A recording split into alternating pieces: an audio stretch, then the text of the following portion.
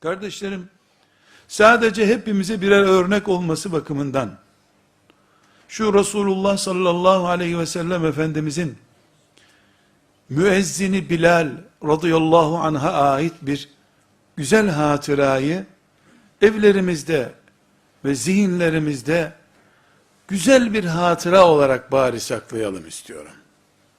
Kardeşi Bilal Habeşi, simsiyah zenci biliyorsunuz. Kardeşi evlenmek istemiş. Medine'de bir Müslümanı ziyarete gitmişler, abi kardeş, kız isteyecekler. Yani biz sizin kızınızı istiyoruz demek için gitmişler. Selam verilmiş, oturulmuş. Beni tanıyorsunuz demiş. Evet tanıyoruz demişler. Dünkü siyah köle, bugün de Resulullah'ın müezzini Bilal'im. Bu da o siyah kölenin kardeşi. Siyah ananın siyah çocuğu. Allah'a imandan başka hiçbir özelliği yok, kızınızı istiyor demiş. Allah'a imandan başka hiçbir özelliği yok, kızınızı istiyor, simsiyah üstelik.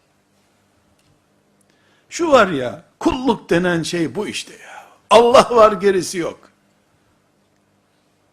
Bir Allah'a dayan, kainat senin olsun. Ondan sonra hangi sigortayı yaptırırsan o sigortanın da sigortası gerekiyor. Şimdi yeni bir moda daha, sigorta güvenceli olsun diye sigortayı sigorta ettir. Ya şirket batarsa o arada? Devlet de teminatımız yoktu bu şirkete derse, ya gitti bütün ödenekler. İyisi mi sigortayı sigorta ettirmek lazım. Borç alıyorsun, borca kefil istiyor.